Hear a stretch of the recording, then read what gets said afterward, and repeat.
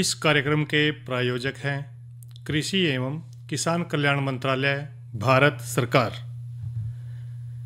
किसान भाइयों, कार्यक्रम किसान वाणी सुनिए सब बण भैया नर साले भाई की ओर तय राम राम। और किसान भाई जाना है कि आज दिन मंगलवार है और मंगलवार के दिन जो है ना हमारा भी जो कार्यक्रम रहा है वो रहा है फोन इन। और आज का जो हमारा विषय रहेगा फोन इन में वो रहेगा धान फसल की कीटों व रोगों से किस ढंग रक्षा करनी है। और हमारे साथ स्टूडियो में विशेषज्ञ रहेंगे doctor Pradyuman Bhatnagar, professor KVK Kurukshetra से। तो आइए चलते हैं स्टूडियो में और बातचीत करें डॉक्टर से जो है ना विनोद भाई। किसान वाणी कार्यक्रम सुनिए सारे बाण भाइयों ने विनोद भाई की राम राम। किसान भाइयों, आज है दिन मंगलवार और दिन मंगलवार ना हम लेकर आए कार्यक्रम फोन इन। और फोन इन कार्यक्रम का भाइयों विषय हम हमेशा जो है मौसम, परिस्थिति, तापमान और जो खेत में खड़ी फसल है उसके हिसाब से लेकर आए हैं। और आज का जो बातचीत का विषय है वो है धान फसल की कीटों से और रोगों से रक्षा। और इस विषय में जानकारी देने के लिए आज हमने स्टूडियो में आमंत्रित किया है डॉक्टर प्रद्युमन भटनागर जी को। आप प्रोफेसर हैं कृषि विज्ञान केंद्र कुरुक्षेत्र में। डॉक्टर साहब, आपका कार्यक्रम में स्वागत है। डॉक्टर साहब, जिस तरह आजकल जो मौसम है नमी भरा मौसम है और इस नमी भरे मौसम में जो है ख़ास तौर पर जो कीट पतंगे हैं या फफूंद है या जो संक्रमण है उसके बढ़ने की जो प्रक्रिया है वो बड़ी तेज़ हो जाए, क्योंकि ऐसे मौसम में जो कीट पतंगे हैं उन्हें बिल्कुल सही मौसम मिल जाए। मौसम में आर्द्रता है, नमी है और तापमान भी उनके लिए बिल्कुल अनुकूल है। और ऐसे में जो किसान भाई धान की फसल ले रहे हैं तो धान की फसल में किसी तरह की कोई जो है समस्या ना होए और किसान भाइयों ने जो अपनी धान की फसल का मंडी में उचित मूल्य मिले, इसलिए जो है किसान भाई किन किन बातों का ध्यान रखें कि इस समय जो मौसम में बदलाव है उसमें कौन कौन सी तरह की बीमारी या कीट पतंगे आने की संभावना है। आपने बिल्कुल ठीक कहा। ऐसे मौसम में कीड़े और बीमारियों का प्रकोप बढ़ जाता है। और अब जैसे हमारी मोटी जीरी जो खेत में खड़ी है या कुछ कहीं कटाई भी शुरू हो गई है, या जो कम अवधि वाली कम अवधि में पकने वाली जो बासमती किस्में हैं जैसे 1509 वगैरह जो हैं वो तो अब इसकी एक पत्ता लपेट सुंडी की चपेट से बाहर हैं, उनके ऊपर तो अब इसका प्रभाव नहीं है। जी डॉक्टर साहब, पर वो बासमती जो देर से लगाई गई है, 75 बासमती है, उसमें इस कीड़े का थोड़ा सा नुकसान हो सकता है। जी, तो मैं जिक्र कर रहा हूँ इस पत्ता लपेट सुंडी का। और जैसा कि इसके नाम से पता है कि पत्ते को लपेट देती है, अपने थूक से पत्ते के दोनों साइडों को मोड़ती जाती है और बीच में रख के जी अपने आप को सुरक्षित रखती है। और फिर जो पत्ते का हरा भाग है उसको ये खाती रहती है, खुरच खुरच के ये खाती है। डॉक्टर साहब, जो लक्षण है इसके अगर किसान भाइयों को पता लगाना तो सुंडी क्या करे कि अपने चारों तरफ ही पत्ते को लपेट लेते हैं, जिस तरह हम चादर लपेट लें इस तरह से वो अपने चारों तरफ लपेट के, तो उससे पता लगा भी ये पत्ता लपेट के लक्षण है।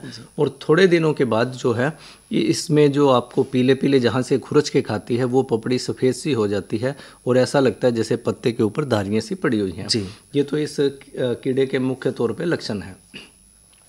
अब इसके अगर हम इस कीड़े को थोड़ा सा भी छूते हैं, किसी चीज़ से हिलाते हैं इसको, तो ये बड़ी तेज़ी से और हिलती है और थोड़ा सा उछलती है, तो वो इसकी पहचान का एक लक्षण है। और हल्के हरे रंग की, सफ़ेद रंग की ये सुंडी है। जी डॉक्टर साहब, इस सुंडी के लिए वैज्ञानिकों ने एक आर्थिक कागार भी बताया हुआ है कि जैसे अगर 1 से 2 सुंडी प्रति पौधा हमें मिल जाती है जी, या किसान भाई जैसे खेत में जाते हैं और मुड़े हुए पत्तों की थोड़ी सी गिनती करते हैं तो अगर 10% से ज़्यादा ऐसे पत्ते मुड़े हुए लगे जी, तो उस टाइम पे हमें ये समझना चाहिए कि अब इस सुंडी हमें नुकसान पहुंचा सकते हैं और इसको अब रोकना हम जरूरी है, इसको रोकना जरूरी है। इसके खेत में फैलने की संभावना ज़्यादा है। जी, जब 10% पत्तों से ज़्यादा मुड़े हुए हमें खेत में मिलने लग जाए तो इसके लिए एक हंक दवा है या एसीफेट है 95%, 95% ताकत की जी, और इसकी 235 ml मात्रा प्रति एकड़ का छिड़काव किसान भाई कर सकते हैं। दूसरा ध्यान देने वाली ये बात है जी कि ये जो सुंडी है ये 10-12 दिन पत्ते के अंदर रह के नुकसान करती है और उसके बाद इसका प्यूपा बन जाता है और प्यूपे के बाद फिर मक्खी बन जाती है। तो कई बार जब किसान भाई खेत में देर में देखते हैं इस सुंडी को तो इसके ऊपर कीटनाशकों का छिड़काव करते हैं। उस अवस्था में या तो ये प्यूपे की अवस्था में होती है या उस मुड़े हुए पत्ते के अंदर सुंडी नहीं होती। तो किसान भाई थोड़ा सा ध्यान रखें कि जब भी छिड़काव करें तो ये देख लें कि भाई पत्ते के अंदर हरी सुंडी है या नहीं। जी डॉक्टर साहब, अगर सुंडी है तभी इस दवाई का छिड़काव करें। अच्छा डॉक्टर साहब, इसमें एक चीज़ और है कि जैसे 235 ml आपने दवाई बताई है, तो इसमें पानी की मात्रा कितनी रखनी है? पानी की, जैसे पूरी बड़ी हुई फसल है जीरी की, तो उसमें लगभग 200 लीटर पानी का हम छिड़काव करें। तो अगर हम जैसे 220 लीटर के पंप से कर रहे हैं तो 10 टंकी हमें छिड़काव करनी पड़ेंगी। जी डॉक्टर साहब। अच्छा डॉक्टर साहब, ये तो आपने जिक्र करा कि पत्ता लपेट सुंडी के लक्षण, उसकी पहचान किस तरह करें और इसकी रोकथाम हमें किस तरह करनी है। इसके अलावा डॉक्टर साहब देखा जाएगा कि जो तना छेदक है, या जिसने हम गोब की सुंडी भी कहते हैं, तो ये भी एक प्रमुख समस्या है, कीट है हमारे जो धान की फसल में देखा जाएगा। तो इसके लक्षण किस तरह है, क्या हमें पहचान है इसकी कि हम इसको पहचान पाएँ कि भाई ये समस्या आ गई है? गोब की जो कीड़ा है, गोब की जो सुंडी है, इसका प्रकोप हर वर्ष ही लगभग होता है। और हमारे अगर ज़िले कुरुक्षेत्र जिले या करनाल जिले, कैथल जिलों की अगर हम बात करते हैं, तो इसका जो प्रकोप है वो लगभग हमारा 15 अगस्त के बाद ही आमतौर पे देखा गया है। कभी कभी किसी वर्ष में थोड़ा जल्दी भी हो सकता है, तो इसका प्रकोप थोड़ा सा लेट होता है।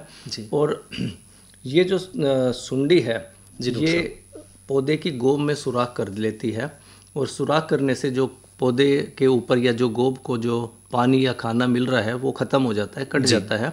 इससे जो गोब है पौधों की वो मुरझा जाती है, लटक जाती है। जी डॉक्टर साहब। तो जब भी किसान भाई खेत में जाएं तो थोड़ा सा इसका देखें, अगर गोब लटकी हुई मिल रही है, मुरझाई हुई है, इसका मतलब कि उसके अंदर सुंडी का नुकसान है। जी। अच्छा डॉक्टर साहब, और अगर ऐसे पौधों में से ऐसे गोब को अगर हम खींचते हैं तो थोड़ा सा जोर लगाने से गोब बाहर निकल आती है, तो कमजोर होगी, क्योंकि कमजोर होगी, उसका कनेक्शन बीच में से टूट रहा है। तो ये जो इसकी जो फिड़कला है या जो मक्खी है, वो पीले रंग की भी हो सकती है या क्रीम से रंग की भी हो सकती है, गुलाबी भी हैं ये। तो कई तरह के कीड़े हैं जो इसमें इसको प्रकोपित करते हैं फसल को, और इन सभी को हम गोब की सुंडी के तौर पे जानते हैं। बिल्कुल डॉक्टर साहब। तो ये जो इस अवस्था में इसको ने नुकसान कर दिया, जब शुरू की अवस्था है फसल की, उसमें गोब नष्ट हो गई, और यही सुंडी फिर दोबारा भी आक्रमण कर देती है फसल पे। और उस वक्त हमारी गोब जैसे निस्राव शुरू हो रहा होता है, उस अवस्था में ये नीचे जहाँ बाली बन रही है, निकल रही है, उस जगह को काट देती है। जी। और इस अवस्था में ये सुंडी ज़्यादा नुकसान करती है, क्योंकि अगर एक बार इसमें सुराख कर देती है वहाँ तने में, तो जो बाली है वो खाली रह जाती है। डॉक्टर साहब, ये तो आपने इसके लक्षण बताए कि किस एक अभी इसको हम और पहचान का लक्षण क्या है कि जैसे जैसे हमारा खेत पकाई की तरफ जाता है, तो ऐसी जो बालियाँ हैं वो सफ़ेद और सीधी खड़ी खेत में नज़र आती हैं। किसान भाई जब खेत में जाते हैं तो सफ़ेद बालियाँ दिखेंगी, और ये बालियाँ बिल्कुल खाली रहती हैं और काफ़ी नुकसान हो जाता है। यहाँ भी कई बार किसान भाई इस अवस्था में स्प्रे करने की कोशिश करते हैं, कीटनाशी छिड़काव करने की कोशिश करते हैं, पर इस अवस्था में जो है वो कीड़ा आपका नुकसान करके जा चुका है। तो अगर किसी भी कीटनाशी का दवा सफ़ेद बाली के लिए हम छिड़काव करते हैं तो उसका कोई भी फ़ायदा नहीं है किसान भाई का, बल्कि पैसे का नुकसान ही हो रहा है। तो इसका समय पे हमें रोकथाम इस कीड़े की करनी बहुत ही ज़रूरी है। और ये जो कीड़ा है, इसकी जो मादा है वो अपने अंडे एक गुच्छे में देती है, जैसे 200, 250, 300 तक एक जगह एक पत्ते के ऊपर अंडे दे देती है, और उसके ऊपर अपने बाल चिपका देती है, ताकि ये मौसम से भी बचा रहे, कोई परभक्षी भी इसको ना नुकसान कर सके। तो किसान भाई अगर थोड़ा सा ध्यान रखें, खेत में चक्कर मारें हर हफ्ते, हर 7वें दिन, या जल्दी भी खेत में जाते रहें, निरीक्षण करते रहें पौधों का, तो जो भी ऐसे पत्ते दिखें जिनके ऊपर ये अंडे के गुच्छे हैं, उनको तोड़ के नष्ट कर दें। तो इसके हमें ये फ़ायदा मिलेगा कि ये कीड़ा खेत में फैल ही नहीं पाएगा, और शुरू में ही अब इसको हम नियंत्रित कर देंगे, नियंत्रित कर जाएंगे। जी डॉक्टर साहब।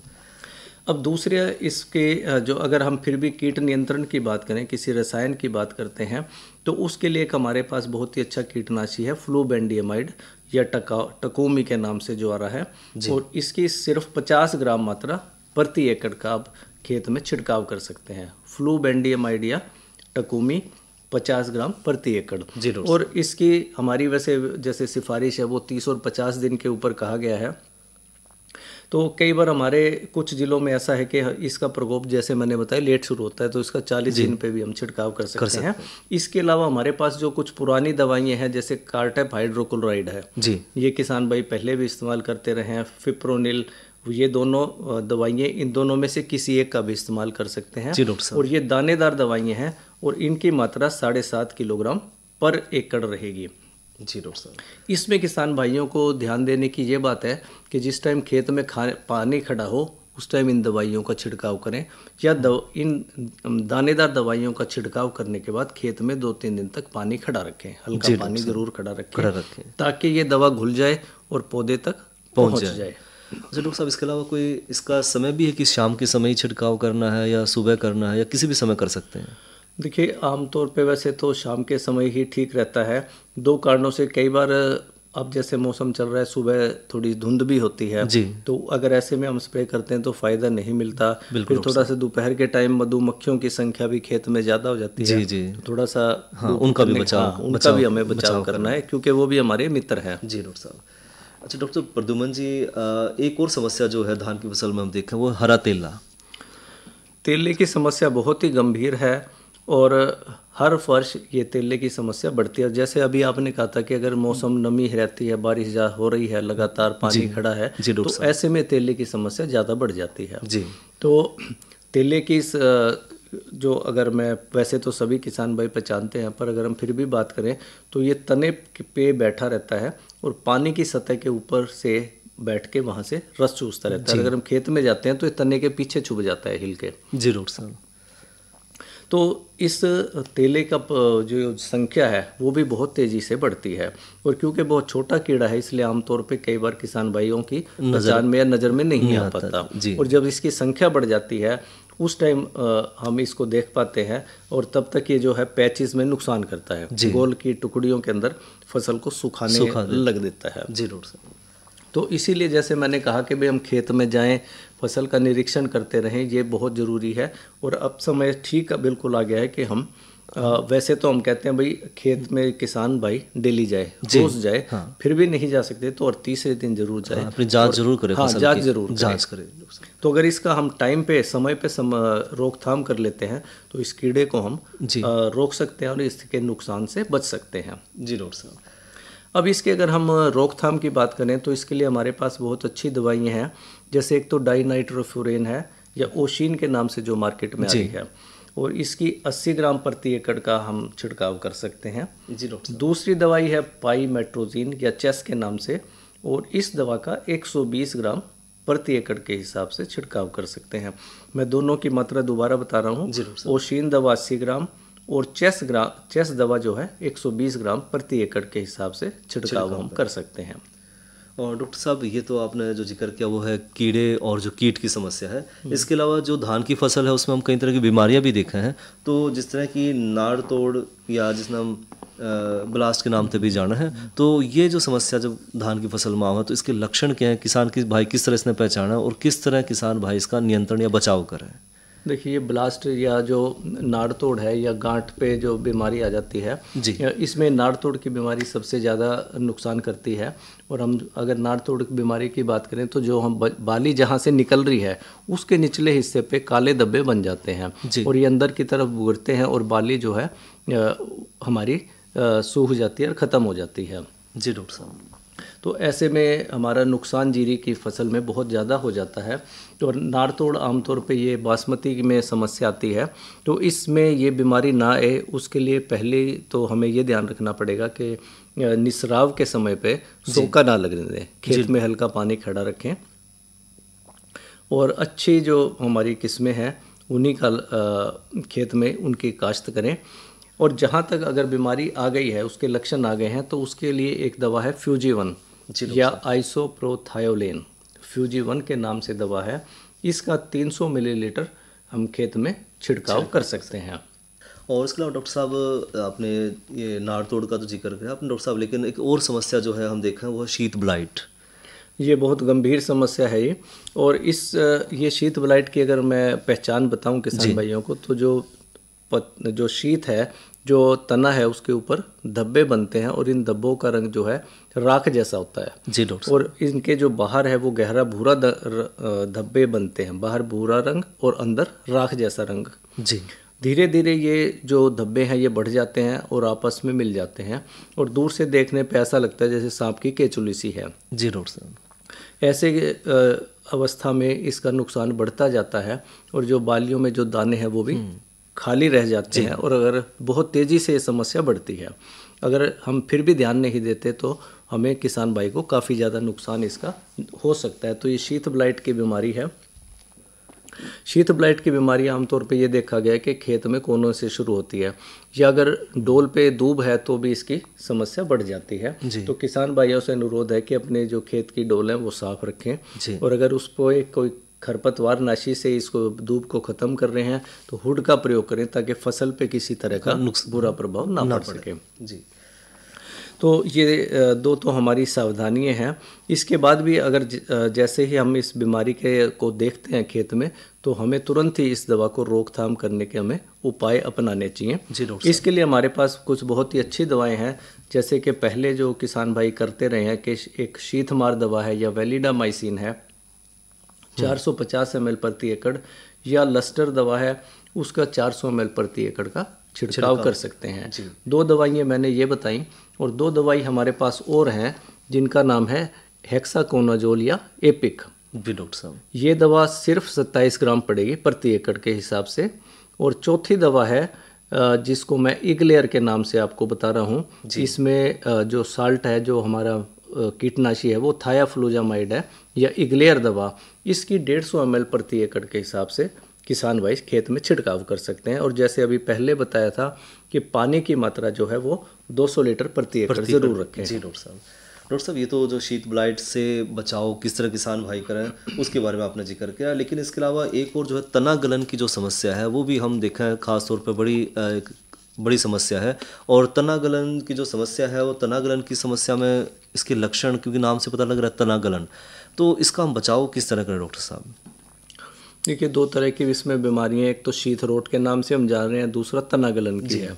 तो अगर हम तना गलन की बात करें तो जहाँ पानी, जो तने को जहाँ पानी छू रहा है वहाँ पे काले काले धब्बे या कालापन तने के ऊपर आ जाता है, और ये धीरे धीरे अंदर तक चला जाता है और वहाँ से तना कमज़ोर हो जाता है। और ऐसे में कई बार फसल हमारी गिर भी जाती है। जब पूरा निसराव का फसल में फल आ जाता है, मतलब निसराव में दाने भरने लगते हैं, भर जाते हैं, वजन बढ़ता है, तो ऐसे में ये हमारी फसल गिर भी जाती है। अगर इस शीत रोट के हम लक्षण की बात करें तो अगर हम इसको छील के देखेंगे तो अंदर सफ़ेद सफ़ेद रुई सी दिखेगी और छोटे छोटे काले पिंड इसको में हमें दिखाई देंगे। इससे एक मिलती जुलती बीमारी शीत रोट की भी है, उसका मैं थोड़ा सा जल्द संक्षेप में आपको पहचान बता रहा हूँ कि जो सबसे ऊपर की पत्ती है उसके निचले हिस्से पे जो गहरे भूरे रंग के या काले रंग के धब्बे बन जाते हैं जिससे क्या होता है कि जो साथ में बाली है उसको भी दबा देती है, बाली निकल नहीं पाती, और जो बालियाँ निकलती हैं थोड़ी सी उसमें भी दाने खाली रह जाते हैं, अधभरे रह जाते हैं। तो ये दोनों बीमारियाँ भी काफ़ी नुकसान पहुँचाने वाली हैं। इसके लिए हमें 200 मिलीलीटर प्रोपिकोनाजोल या रिजल्ट दवा का छिड़काव हम कर सकते हैं। और इसका जो किस अवस्था में छिड़काव करें, वो अर्ली, जो हम बिल्कुल शुरू में जब बालियाँ निकल रही हैं उस अवस्था में इस दवा का हम छिड़काव करें। 200 मिलीलीटर प्रोपिकोनाजोल या जो रिजल्ट के नाम से मार्केट में मिलती है उसका हम छिड़काव करें। डॉक्टर साहब, इसके अलावा जो है भूरे धब्बे वाला रोग, ये समस्या भी देखी जाओ धान की फसल में, तो इससे किस तरह की बचाव करें डॉक्टर साहब? भूरे धब्बे वाला रोग जो है, ये पत्तों के ऊपर गोल भूरे धब्बे बनते हैं और पहचान के लिए मैं बता दूं कि इन भूरे धब्बों के चारों तरफ जो है एक पीला घेरा बन जाता है, पीली लाइन आ जाती है, वो इस रोग की मुख्य पहचान है। आमतौर पे ये बहुत ज़्यादा बीमारी नुकसान नहीं करती, पर फिर भी अगर कई बार बढ़ जाती है अनुकूल मौसम होने पे, तो इसके लिए हमें डाइथेन M45 दवा 600 ग्राम प्रति एकड़ का हम छिड़काव कर सकते हैं। नेटिवो दवा के नेटिवो नाम से है, इसका 600 ग्राम प्रति एकड़, और दूसरी दवा नेटिवो है, इसका 80 ग्राम के हिसाब से हम छिड़काव कर सकते हैं। जी डॉक्टर साहब,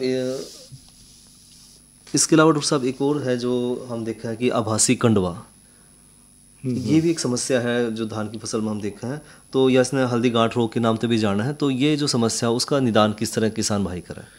हल्दी गांठ रोग भी देखिए, ऐसे बारिश के मौसम में बीमारी बढ़ जाती है, जब रुक रुक के बारिश होती है, तो ऐसे में जब निसराव होता है, जब फूल खिलते हैं, तो उस टाइम ही ये फफूंद जो है फूलों के अंदर चली जाती है और चावल बनने की बजाय ये ऐसी हल्दी की गांठें बन जाती हैं। और एक बाली में कुछ एक जगह पे ऐसी हमें हल्दी की गांठें मिलती हैं।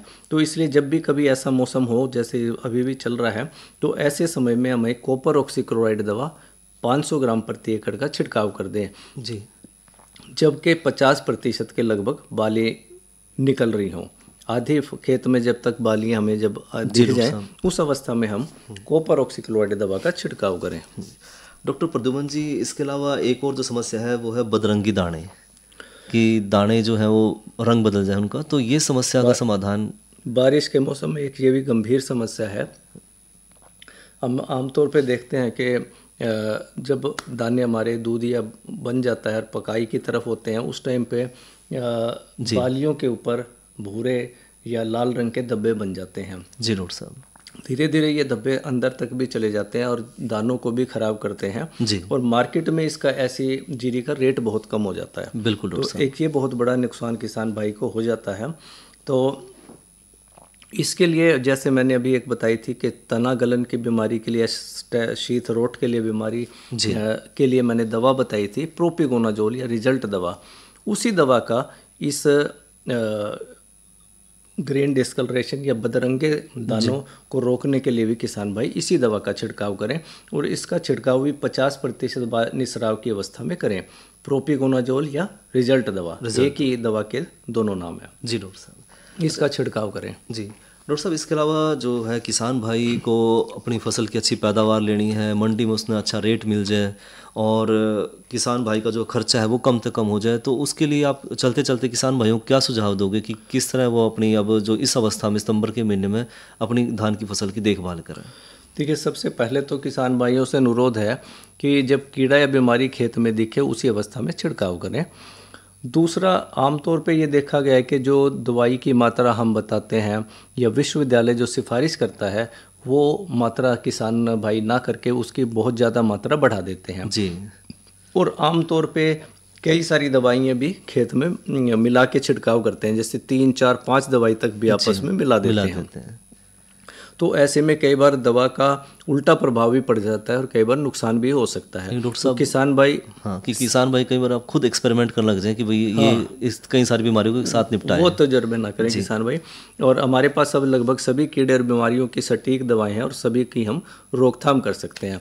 पानी की मात्रा जहाँ तक देखा गया है कि आमतौर पे किसान भाई 6 या 7 टंकी लगाते हैं 20 लीटर वाली, 120 लीटर या 150, 30 लीटर, 40 लीटर पानी लगाते हैं, जबकि वैज्ञानिकों की सिफारिश है कि 200 लीटर पानी लगाया जाए। तीसरी एक मुख्य बात मैं ये कहना चाहूँगा कि जो हम यूरिया का बहुत ज़्यादा इस्तेमाल कर रहे हैं, जी डॉक्टर साहब, वो एक बीमारी की जड़ है। और जितनी अगर हम ज़्यादा यूरिया इस्तेमाल करते हैं तो उससे कीड़े और बीमारी बहुत बढ़ जाते हैं। खास तौर से मैं बात करूं तेले की, अगर जिस फसल में एक कट्टा आधा कट्टा आपने यूरिया का ज़्यादा डाल दिया है, उसमें तेला आपका नुकसान करे ही करेगा, पक्का आएगा। इसी तरह जैसे शीत ब्लाइट की बीमारी उसमें ज़्यादा आएगी, तना गलन की बीमारी उसमें ज़्यादा आएगी। यानी कि यूरिया इन बीमारियों को आकर्षित करता है। बिल्कुल बिल्कुल। और बाकी भी जितनी खादें हैं, चाहे यूरिया है, DAP है या MOP है, पोटाश है, इन तीनों खादों का संतुलित रूप से प्रयोग करें। और किसान भाई पोटाश खाद भी खेत में डालें, क्योंकि पोटाश भी बीमारियों से लड़ने की ताकत देता है पौधे को। जी। अब एक मैं इसमें ये भी कहना चाहूँगा कि जो सभी खादें हैं उनका इस्तेमाल किसान भाई खेत में 40 दिन तक कर दें, उसके बाद किसी भी दवा का छिड़काव ना करें। अगर स्प्रे करना है, जैसे कई बार जिंक की कमी के लक्षण आ जाते हैं, किसान भाई उसको बीमारी समझ लेता है, तो अगर पत्तों के ऊपर जिंक की कमी के लक्षण है तो अगर हम हाथ से उसको पत्ते को छुएंगे तो उसमें एक जंग की तरह का लिख के लगेगा, हाथ पे पाउडर लगेगा। तो ऐसे अवस्था में किसान भाई यूरिया और जिंक का स्प्रे करें, 2.5 किलो यूरिया और आधा किलो जिंक मिला के छिड़काव करें। कई बार किसान भाई इस जिंक की कमी को बीमारी समझ लेते हैं, तो कृपया ऐसी गलती भी ना करें। बिल्कुल डॉक्टर साहब, यानी कि जो विशेषज्ञ हैं उनसे भी थोड़ा सा इस बारे में जानकारी लेते रहे समय समय पे। बिल्कुल, कृषि विज्ञान केंद्र है या जो भी संबंधित वैज्ञानिक है उनसे संपर्क करें और किसान भाई अपनी फसल की पैदावार बढ़ाएं और अपना लाभ पूरा लें फसल से। डॉक्टर साहब, ये जो आपने बात जो इतनी सारी जो कीट हैं या जो बीमारियां हैं, इनके सबके लक्षण हैं या उनकी पहचान किस तरह किसान भाई कर सके हैं, और साथ ही साथ जो है इन रोगों की रोकथाम हमने किस तरह करनी है, चाहे वो हमारा एक देसी तरीका है या फिर जो रसायन विधि है उससे हम इसकी रोकथाम किस तरह कर सके हैं, इन सब के बारे में आपने जानकारी दी। साथ के साथ आपने जो है जानकारी दी कि भाई जो किसान भाई हैं किन किन बातों का विशेष तौर पर ध्यान रखें कि जब फसल अब पकाई की तरफ चल रही है और आगे मंडी में से फसल जानी है तो किसान भाई ज़्यादा से ज़्यादा लाभ किस तरह ले सके हैं। तो आज की जो बातचीत का विषय था धान फसल की कीटों और रोगों से रोकथाम, इस विषय पर डॉक्टर प्रद्युम्न भटनागर जी आपने बहुत बहुत अच्छी जानकारी दी। उम्मीद है कि जो हमारे किसान भाई हैं उनको भी इस जानकारी से वो लाभ उठाएंगे और जो है अपनी भरपूर फसल वो ले पाएंगे। डॉक्टर साहब, इसके लिए आपका बहुत बहुत धन्यवाद। अभी किसान भाई कार्यक्रम सुन रहे थे फोन इन, और आज का हमारा जो विषय था कार्यक्रम फोन इन में वो रहता है कि जो धान फसल है उसमें जो लगने वाले कीट हैं या रोग हैं उनकी पहचान किस डाल कराएं और उससे जो है ना किस तरह जो है किसान भाई ज़्यादा से ज़्यादा उन बीमारियों से निजात पा सकें। तो इसकी जानकारी दे रहे थे, विशेषज्ञ थे हमारे साथ डॉक्टर प्रद्युम्न भटनागर जी। तो इसी के लिए जो हमारा कार्यक्रम किसान वाणी है यहीं पर संपन्न हो रहा है। रिसाले भाई ने दो इजाज़त। अच्छा भाइयों, राम राम। इस कार्यक्रम के प्रायोजक थे कृषि एवं किसान कल्याण मंत्रालय, भारत सरकार।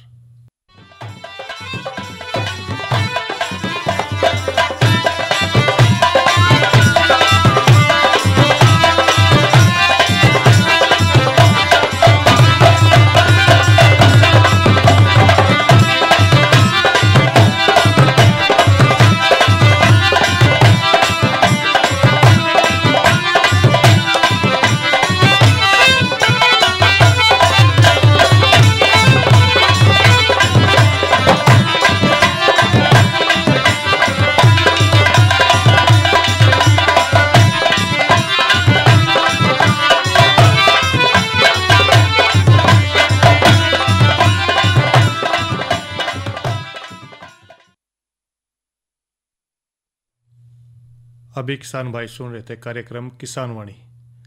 आइए सुनते हैं कार्यक्रम ग्राम संसार।